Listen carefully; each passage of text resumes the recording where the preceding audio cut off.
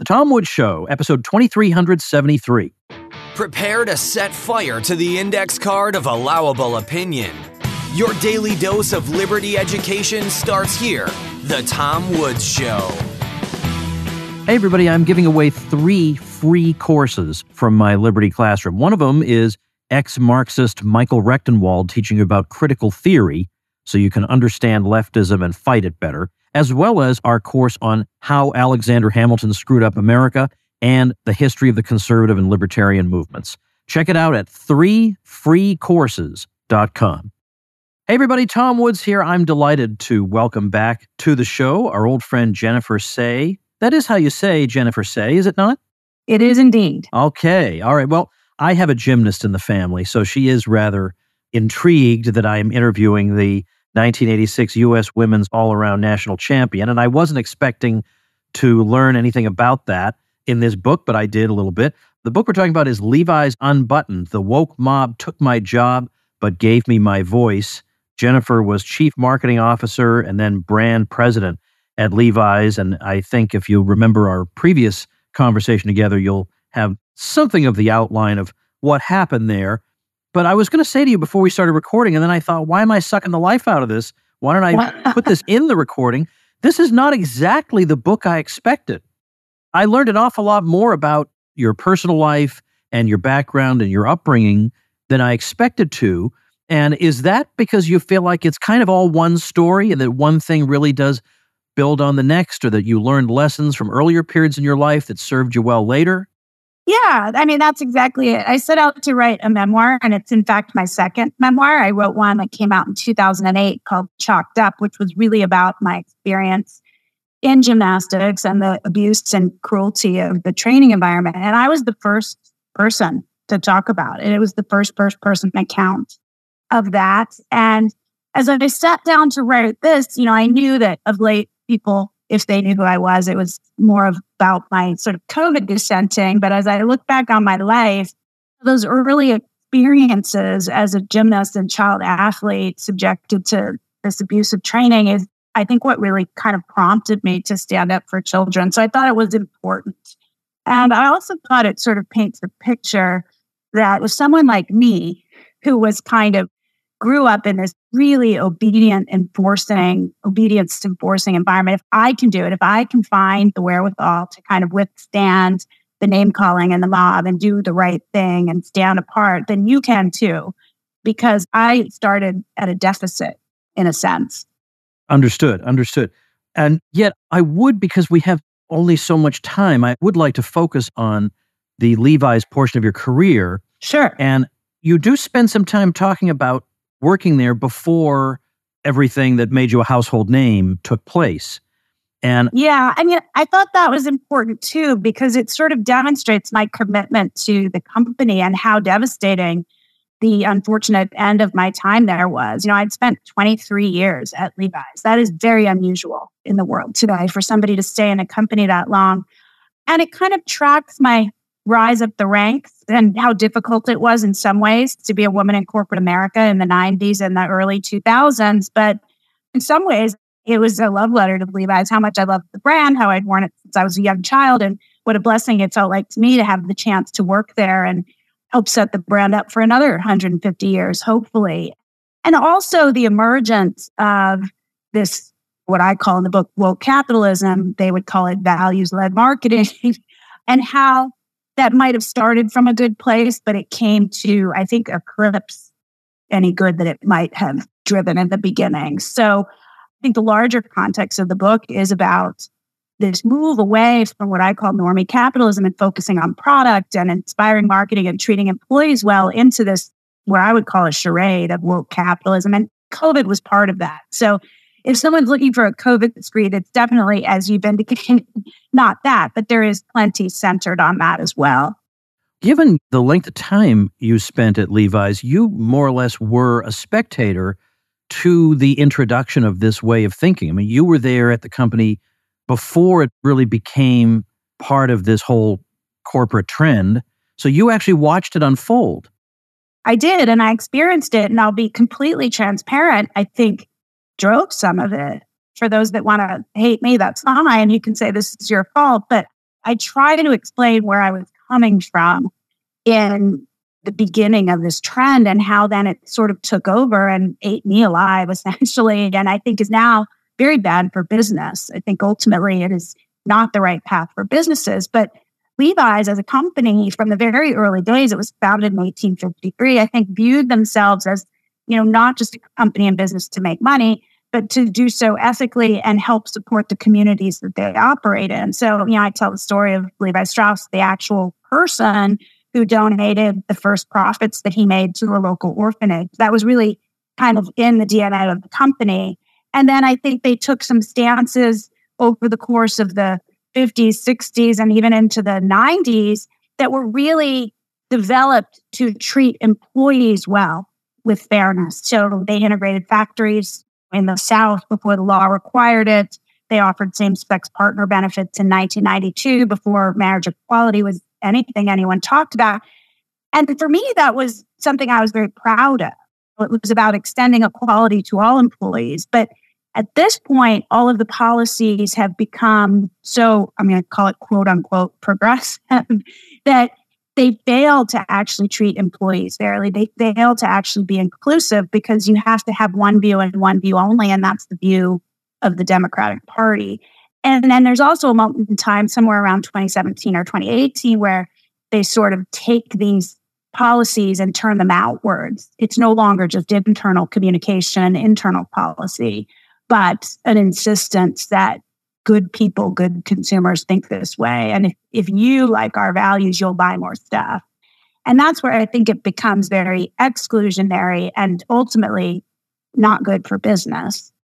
I hope you don't mind if I rewind a little bit, because I realize that there is a part of the story I'd like you to tell, because when you decided to leave gymnastics, which I'm sure there was a time in your life, maybe early on in your gymnastics career, where that would have been unthinkable.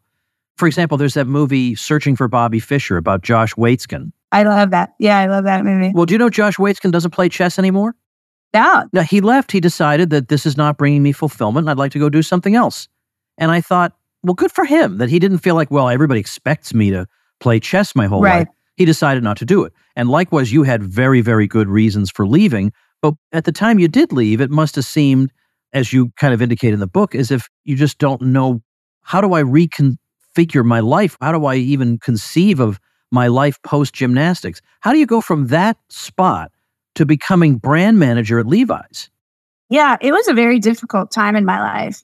I think unlike chess, gymnastics, you have a shelf life. It's a young person's sport. So I guess I should have known that I was going to have to figure something else out. But when the psychological and emotional and physical abuse became too great, and I literally began to unravel when I turned about 18, it was actually a little before that, 17, I stayed in the sport for another 2 years. But when I ultimately left, I just felt like a complete failure. And I also felt exhausted. I'm leaving for college and I'm like feeling like I'm going to the old age home, and everybody's I'm only 18 and everybody's excited to be out of the house for the first time and kind of forging a new path. And I just feel like I need to get some rest. And I'm a little angry because I'm also in college with all of these other athletes who were at the same level as I had been, but they were going to be able to build a professional career from it, which is not really the case in gymnastics. That's not an option. And so I kind of began that process of figuring out who I was and who I was going to be without this sport. And ultimately, it was a little bit accidental. I got through college. I was a good student, but not a passionate student. And I needed a job. It was recession in the early 90s. I was very independent. I didn't want to ask anyone for help. And I took a job at an ad agency. And I was skeptical. I didn't really think I wanted to work in business. I thought I wanted to do something more creative, write books and make movies, which is ironic because I did end up doing that. But I found I really liked it and that I was quite good at it. And it was an accidental career in a sense. I did not have corporate ambitions. And maybe that's why I could walk away from it. It wasn't this sort of lifelong dream and passion to be the CEO of Levi's. And every step I made it, I was sort of surprised at how far I'd gone. But I did really like it. And I liked the part I liked the most, and this is perhaps what was so hard, is building a new culture within the company and giving the folks that worked with me and for me the chance to build a really meaningful career. And participate in reinventing this brand. I mean, the company almost went bankrupt in 2011. So it was an honor and a responsibility to kind of try to pull this iconic brand out of the depths of despair. And I love that, the team aspect and giving people opportunity. And these people were my friends. And ultimately, when I went through my dissenting phase around COVID, no one came to my defense. No one stood by me. And that was pretty heartbreaking. Somebody like a Bill Clinton or a Donald Trump, they almost relish being a lightning rod. They relish controversy and being in the limelight. And you say at one point in your book that you're not by nature a contrarian, and that none of what eventually happened to you and your response to what happened to you did not come naturally. You're not the sort to outspokenly take a position that's radically different from everybody else's, and yet you wound up doing it. No, I mean, I try to do what's right, but I don't start fights with people for no reason. And I mean, my husband, which I think I talk about in the book, and he and I have been very aligned from the beginning of COVID on everything we saw and experienced. He has a very different tone and a different approach, and he's more aggressive and he doesn't mind the fight. I don't like it. I attempt to be very diplomatic and data-based, and I have sort of faith in my ability to communicate. And I think that, well, if I just say this the right way and I listen and I'm open and I'm empathetic, people will maybe hear me out, which was not the experience I had at all. Because as I started to push back on COVID policies from the very beginning, March 2020, instantly I was just vilified, called all manner of names. I'm sure other guests have talked about this with you, everything from a racist to a murderer and a conspiracy theorist and QAnon and all this crazy stuff that makes you pretty unemployable. I mean, who wants somebody who's a QAnon conspiracy theorist racist leading their brand? None of that was grounded in reality, of course, but it didn't matter. And it's a very effective tactic. It didn't stop me, but it certainly kept others quiet. And that, I believe that's why it's done. But yeah, I don't like to fight with people. I'm fine having conversations with people I don't agree with on everything. I like to keep it diplomatic, and I like to listen and try to learn. And I'm open to always changing my mind.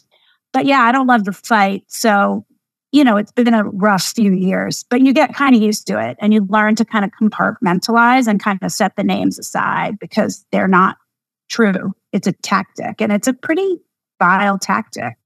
What was the very first thing you did that involved uttering an opinion that was, I hate to say out of the mainstream because it's not nothing you said was anywhere remotely unreasonable, but was it on Twitter?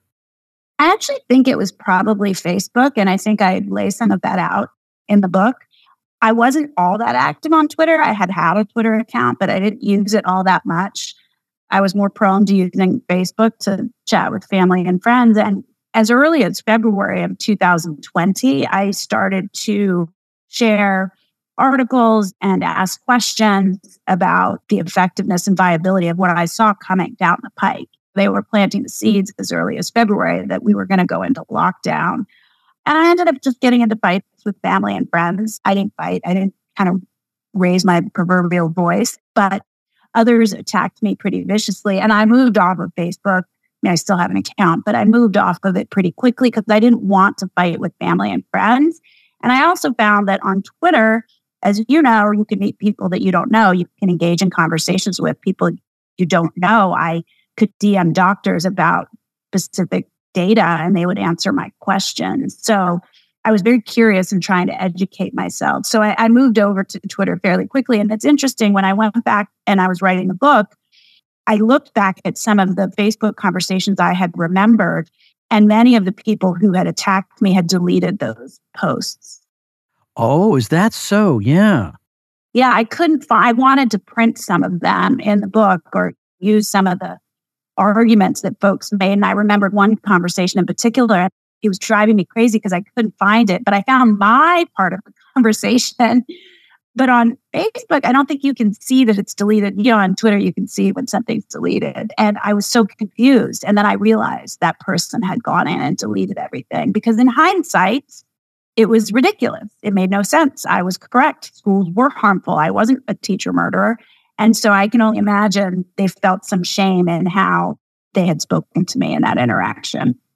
You eventually went on with Laura Ingraham on Fox News, and you report on this that was in the book. That was the kiss of death. Yeah. Yeah, that was because for some reason we've moved into this phase of American history in which if you go on somebody's show, you are therefore on that person's team and endorse everything That's that right. person thinks. That's right. If you talk to somebody. And by the way, I deal with that as a podcast host because if I have person X on the show, that means I endorse everything person X thinks. Yeah, it's ridiculous. What kind of a boring show would that be? Yeah, it's ridiculous. I mean, you should have friends you don't agree with on everything. My husband and I don't agree on everything. I mean, it's just ludicrous. But yeah, what happened was it was a year in because I had been kind of dissenting and expressing my views on social media, but also I led rallies to get the schools open. I wrote op-eds. I attended school board meetings. I wasn't just banging away at the keyboard. I was really trying to move this thing forward and get the schools open unsuccessfully. No media outlets would cover open schools moms, as we called ourselves. No one would give us a platform or a voice in the conversation. It was all just more of the same. It was the teachers' unions at Randy Weingarten and the politicians in the left-leaning states saying, if you open the schools, you'll kill all the teachers, which we know is false. We knew it then, and we certainly know it now. And so in March of 2021, I had moved my family to Denver, Colorado, so that my young children could attend school. I had a kindergartner at the time, and his only experience thus far had been in Zoom school. And that was not the experience of school I wanted him to have. When I shared that on Twitter, the Ingram angle reached out to me to appear on the show. And I consulted with my fellow open schools moms, and I said, I know this is going to be controversial, but what do you think? Should I do it? And we had been agitating to try to get ourselves in the mainstream media to no avail. And they all said, you should do it. Stick to your talking points. Don't say anything you don't mean. I'm a trained media professional. As the brand president, I knew I could do it. So I agreed to be on the show. And of course, that unleashed everything you just alluded to inside the company and outside the company. And suddenly that was just reinforcement that I was a white supremacist in disguise. I didn't care if Black children died. That's what was said, because if you wanted the schools to open, public schools, which are disproportionately populated by low-income and Black and brown students, that I clearly didn't care if those children died. And it really, I lasted at the company for almost a full other year, but that just started this kind of employee outrage inside the company because I had basically, in their minds, revealed my true colors as a very right-leaning racist. That's what they assumed. And when I say the noise got loud inside the company, it was still a small, very punitive group of employees, but they created a lot of disruption, and they emailed HR and they emailed my boss, the CEO, and they got sick of it. The leaders in the company got sick of it, and they were very afraid of what that might do to the reputation of the company. And there was that same sort of pushback on social media. At this stage, right now, every reasonable person realizes you were right. There's no debate left. All you have to do is just look all over the world. All you have to do is look at the Sweden example. 1.5 million kids, not one of them died. Not one. Yeah. Teachers there had no higher mortality than any other profession. There's no denying it now. Absolutely none. Is there anybody who has said to you, in retrospect, turns out you were right? No. Not one? Why is mankind like this? Yeah, it's pretty crazy. And I would just kind of go back to what you were saying. Not only would any reasonable, thoughtful person do some introspecting, even if they'd been on the other side, and say, you know what? I was wrong in hindsight. We needed to open the schools. The harms done have been grave. And those countries outside of the U.S. and those states within the U.S. who did open the schools earlier had no higher mortality when we look at all-cause mortality over the course of the time frame. But I would also argue my tone, I went back and looked at all my tweets and all, the TV appearance on Laura Ingraham. I stand by everything I said on that show. I would say it again, despite the outcome it led to for me. I would say it to her again. I stand by my tone and all of the content in every appearance and every tweet. So people would also look back if they were reasonable and say, there was nothing aggressive. There was nothing murderous. She was very reasonable the whole time. But you do have a small percentage of people, I do think it's a minority, that will stand by it no matter what. And we even had in congressional testimony yesterday, Congressman Bowman saying more people, more children, more teachers would have died if we opened schools. All evidence to the contrary. We know that is in fact completely untrue, but they stand by it because I think the alternative is so egregious. The alternative is you did this thing, you knew better, you harmed a generation of children. It was inevitable that was going to happen and you did it anyway. And there was no benefit. I mean, I guess imagine having to wrestle with that if you were a person that drove it, because this was a policy choice. Government leaders in deep blue states and cities influenced by teachers' unions and the boards of education decided to keep schools closed for 18 months for half of American children. That was a decision. They have to own that. And they're not going to. They're not going to. And that's disappointing because we have had people who have said, we had physicians who have said, I thought one thing, but then when I looked at the results, I realized obviously what I thought was wrong. I mean, but the thing is, it's rare in personal life too to come across somebody who really offers you a genuine apology. It almost never happens. It's one of the rarest, most cherished things when somebody has the humility to say to you, I was in the wrong. And so it's such a shame that people feel like they have to circle the wagons and dig in their heels instead of just being human and saying, look, I really did you a grave, grave injustice and I owe you an apology. That's all. You can't even get it. Yeah, you can. And in fact, I would argue that despite the fact, as you've indicated, there is acceptance at this point because the data is inarguable. There is acceptance that the learning loss is severe and harmful to a generation. The absentee rates are severe and caused by the school closures. And of course, the mental health impacts. That's sort of inarguable at this point. So even those that acknowledge it and say, perhaps we closed too long, they still defend it because their rationale, and I think this was very obvious in a piece that Professor Emily Oster wrote, this idea that there should be pandemic amnesty, that the people who did these things made these terrible policy choices. Well, they were doing it out of the goodness of their hearts and they were doing it for the right reasons, so we should forgive them. Well, no. First of all, I don't believe it. I don't believe it. I think they were unduly influenced by the teachers' unions. They were not basing these decisions on firm data. They were trying to assert themselves in their position as the good position, the position that good people take. And they were willing to vilify and demonize anyone who stood in opposition to the point of calling them these terrible, unemployable names and trying to get them out from their jobs. I don't have forgiveness for those people. I'm not willing to say, well, you did the wrong thing for the right reason. And the other thing I get is, well, you might have been right, but you did it for the wrong reason. What? Yeah, what does that wrong mean? About my reason? Exactly. And so no one has reached out at any level. Friends, lost, family members. But imagine what that commits them to. That's saying, I was wrong, but I was wrong for the right reason. That's incomprehensible. Yeah, it's so convoluted and ridiculous. I can't even take it seriously. I can't really take anyone who would say that seriously. These are not serious people. They don't take their responsibilities seriously. And they are sort of laundering their own reputations, both for themselves and for the public. With politicians, you have Gavin Newsom, who's never going to admit that he was wrong and that he was a hypocrite the whole time, because as of September of 2020, he sent his own kids to in-person private school while pretending he wasn't. He's never going to admit that. I think we can all see he's trying to put his name in the hat for a presidential run. It's such an egregious mistake. He's not going to admit it. He's going to either not talk about it, which is mostly what you get, or kind of refashion it into something positive that is based on a lie.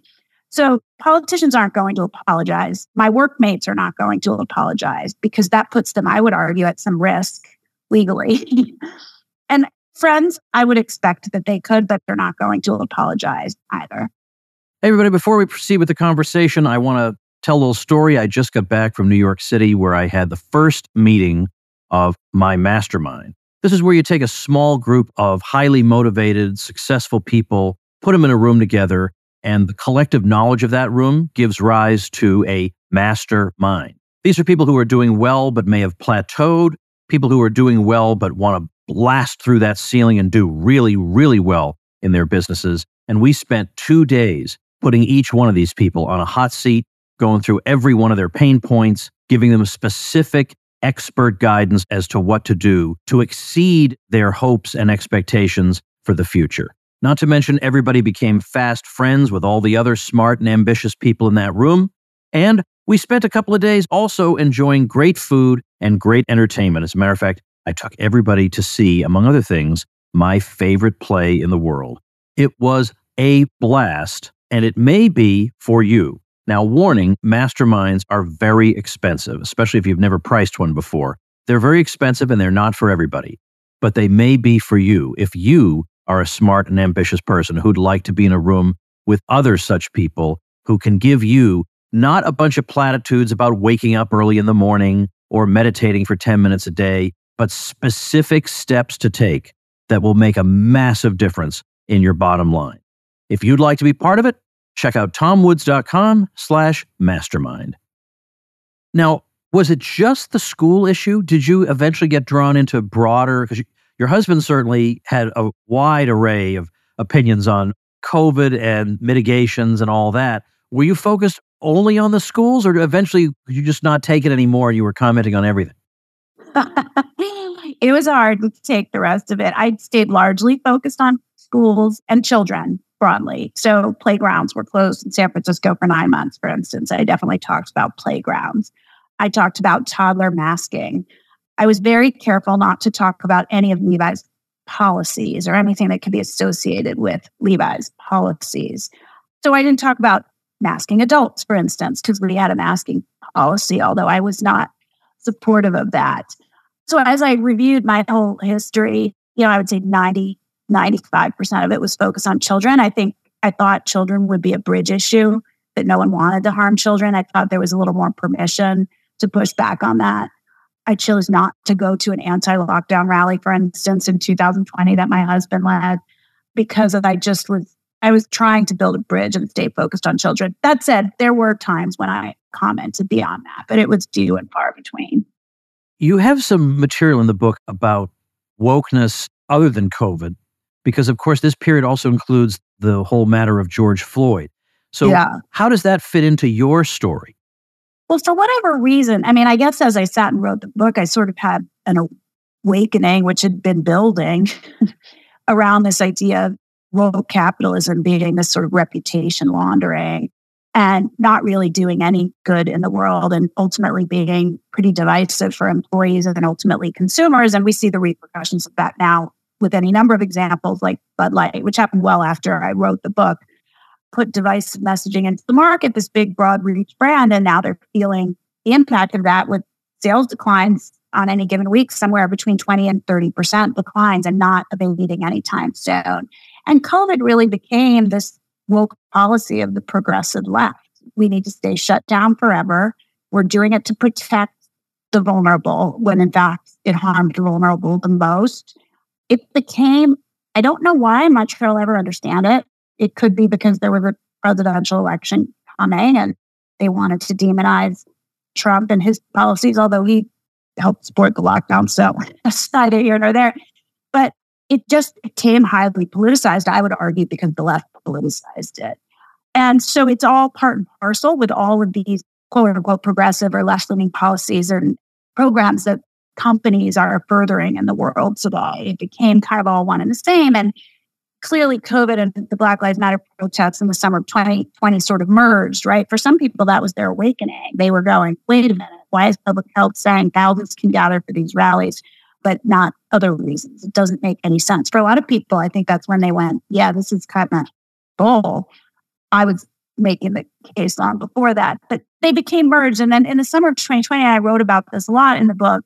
Companies across the country sort of made their pledge of allegiance to battle racism and ultimately spent a lot of money, and I would argue did nothing really to help the people they claimed to want to help. It just was sort of a way to funnel lots of money to these sort of DEI experts. But ultimately, I don't really think it helped anyone. And that was frustrating for me because I felt like, you know what's going to help folks?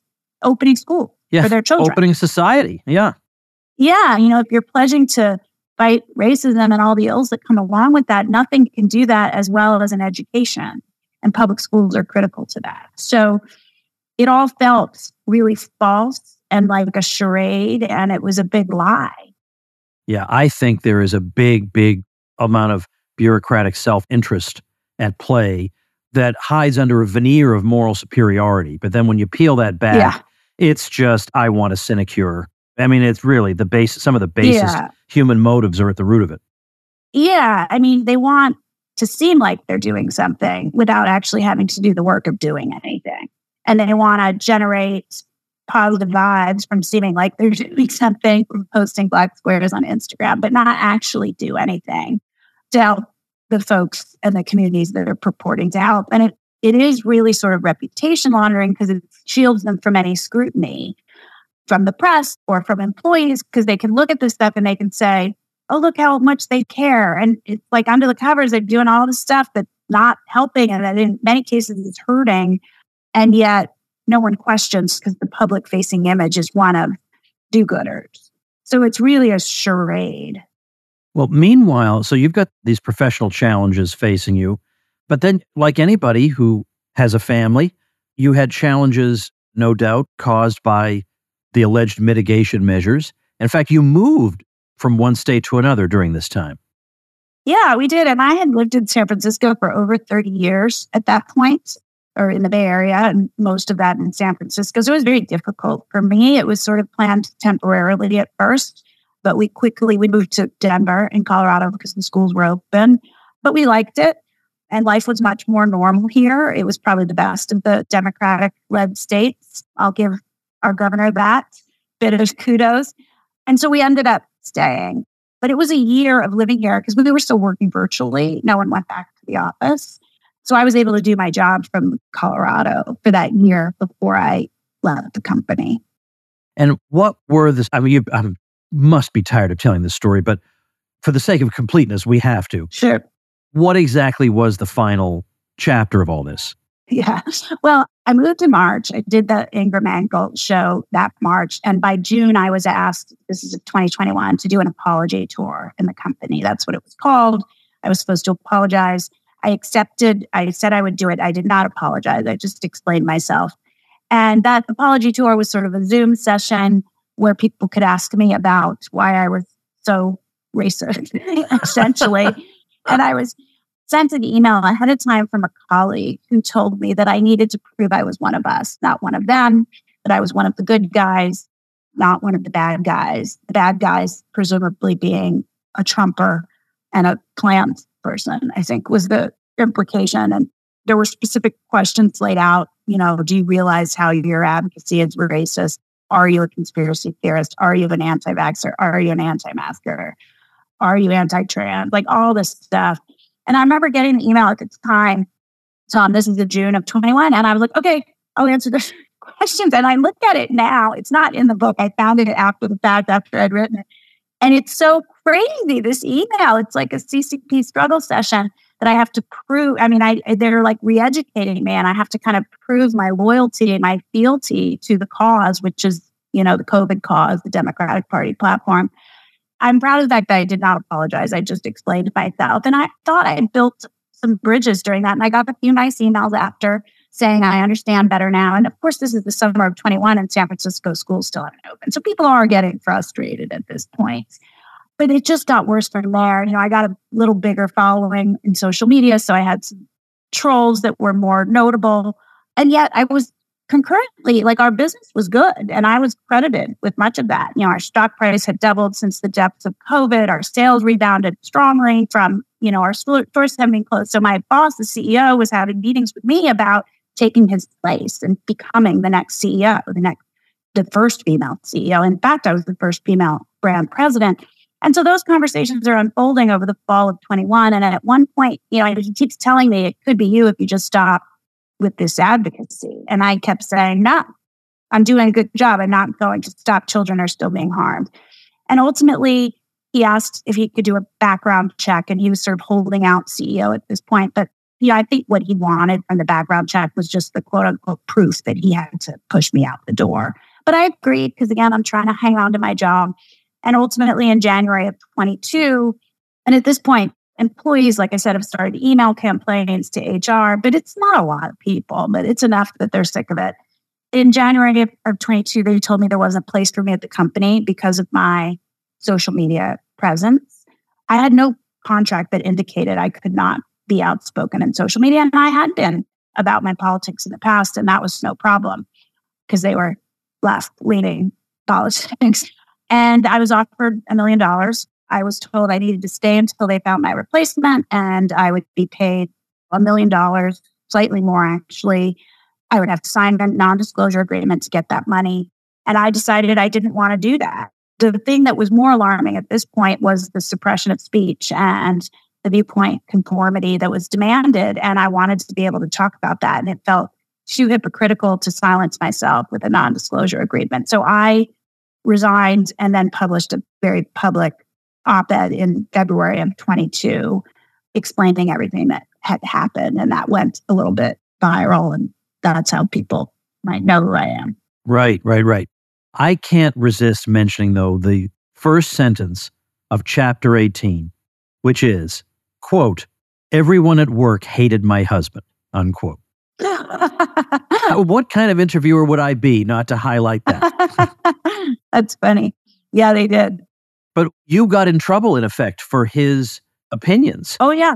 One of the questions I had to answer in the apology tour was, I can't remember the exact phrasing. It's in the book. Something about my husband and do I share all his views? He was very critical of not just vaccine mandates, but the vaccines early on as ineffective and having a sort of side effect profile that was incredibly dangerous and being covered up. And of course, as you know, that if you say those things, you're considered an anti-vaxxer. And he was actually kicked off of Twitter for a very long time for stating something patently true about the side effect profile of the vaccine. So he was viewed as an anti-vaxxer, which is sort of like the worst thing you can be in this day and age. It's like worse now than being called a racist, I think. Maybe anti-trans is the worst thing. They're probably in competition. But so people had kind of connected us and started following him and were outraged by the things he was saying. And so I was made to answer questions about him. And it's just so ridiculous. It's like, can you not be married to somebody that holds different views than you? I mean, whether I agreed with him or not, it's sort of it's not the point. Like, he doesn't work there, which is what I said when I was asked about him in the apology tour. It doesn't matter. I said, I support his right to say what he believes, just like I support yours. There are things as a married couple where we agree on. There are things that we don't. It's irrelevant. He doesn't actually work in this company. Yeah. I mean, that should be obvious enough. And I think it was up until very, very recently. At the end in your epilogue, you talk about, trying to bring things right up to date and what your future holds. And you say that you were interviewing for a, quote, real job, quote, in an attempt to stay sharp in case I end up needing to go that route. You say the interviewer asked if you would have done anything differently at the end of your time at Levi's. You said no, which probably not the answer she was hoping for. But my question to you is, isn't there, given the knowledge you obviously have and the experience you have, couldn't you just stay on the sidelines as a consultant and not have to be part of the machine? Yeah, and that's actually what I'm doing right now. And it certainly works for me now. And I have plenty of clients to keep me busy. I do like having colleagues and the companionship and kind of working against a common vision. And I feel like my skills are a bit underutilized in the consulting space, but it's certainly fine for me now. And I have other projects happening, so it kind of works and fits in my schedule. But I'd love the opportunity to lead the business or a brand again. I don't know that it will be possible, because at this point, it's not about the fact that I was right. No one cares. It's that I was disobedient. I was told to stop repeatedly and I didn't. Yeah. But you would think there has to be somebody somewhere who values somebody who's willing to take an unpopular position, even if it means losing something important. Surely. Well, I haven't found them yet. But I'm sure they're out there, but they're hard to find. You'll let me know. I think the part that's maddening about it, though, Tom, is they all like to pretend. I mean, there's all this talk inside corporate cultures about how they want bold, brave people who do the right thing despite pushback, and they move fast and break things, and they're fearless. Like, that's the talk in corporate America, that they want people like that. But when they actually happen upon a person like that, it's very scary. Mostly I think what they want and makes them comfortable is people that will read from a script, that they'll let legal and corporate communications tell them what to say, that it's all within the sort of boundaries of appropriateness. They certainly don't want somebody who writes their own tweets, right? Like, they want somebody who's going to say what they're told to say.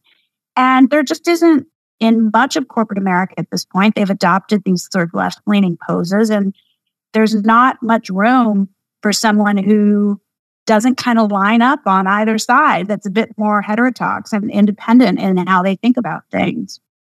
Well, there may be, probably not quite strong enough yet, but a bit of a backlash developing against some of this. It was interesting to note what opinion polls had to say after that Supreme Court decision on affirmative action in college admissions when that came down. And I don't mean to presume that I know your opinions on that, but I just thought it was interesting that if you looked at if you looked at Hispanics, Black Americans, white Americans, if you looked at old, young, male, female, a majority of every single one of those groups favored getting rid of that program.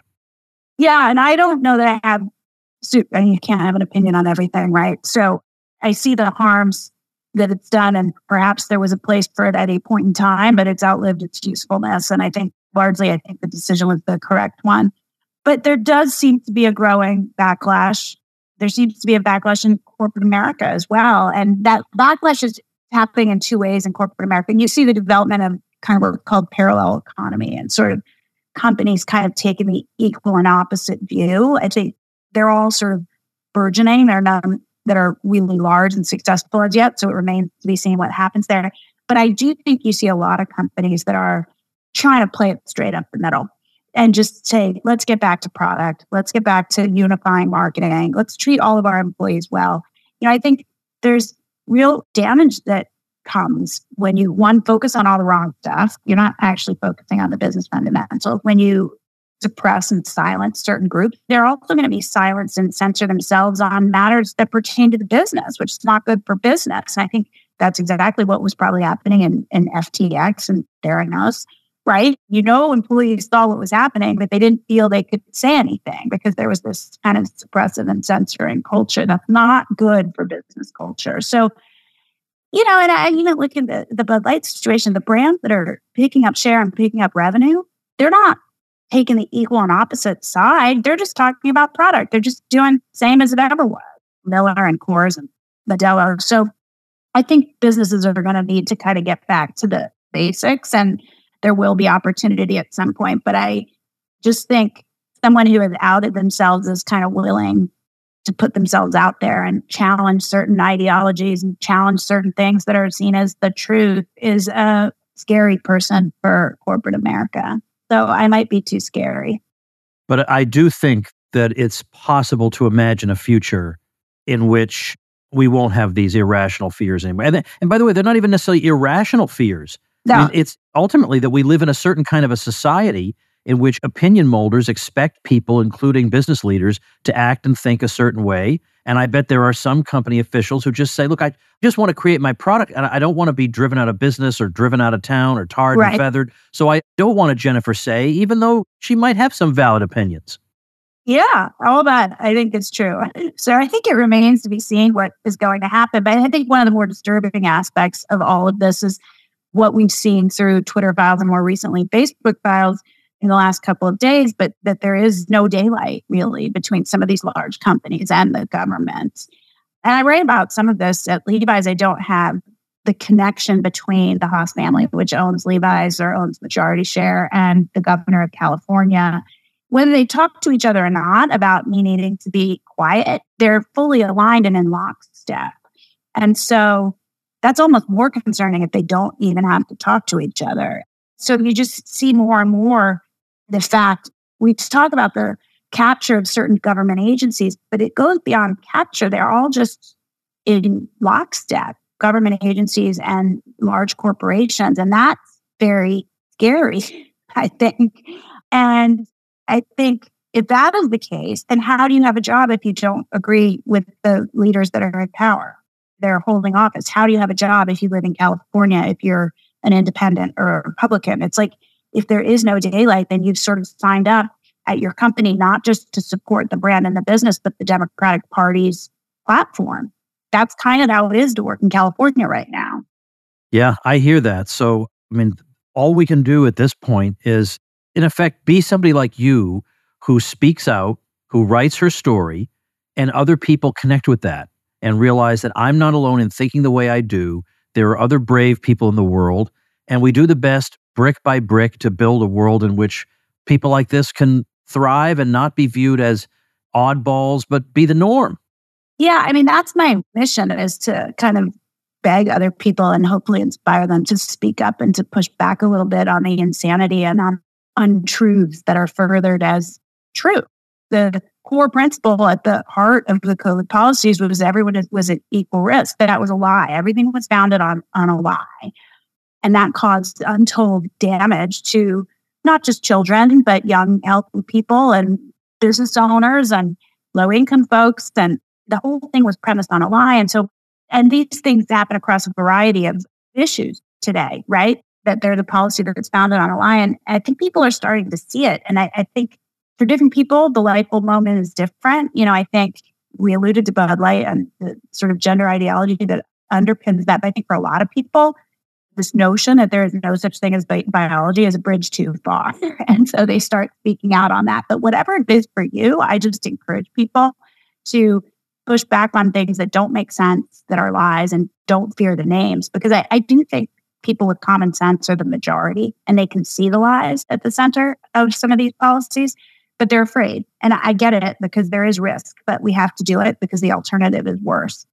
Yes, that is very well put. So the book we've been talking about, Levi's Unbuttoned, The Woke Mob Took My Job But Gave Me My Voice. You can find it linked on our show notes page. This is episode 2373. So tomwoods.com/2373. Thanks so much, Jen. I appreciate both the book and the conversation. Thanks, Tom. Thanks for having me back. It's nice to talk with you again. And thank you, ladies and gentlemen. Become a smarter libertarian in just 30 minutes a day. Visit tomwoods.com to subscribe to the show for free, and we'll see you next time. Like the sound of The Tom Woods Show? My audio production is provided by Podsworth Media. Check them out at podsworth.com.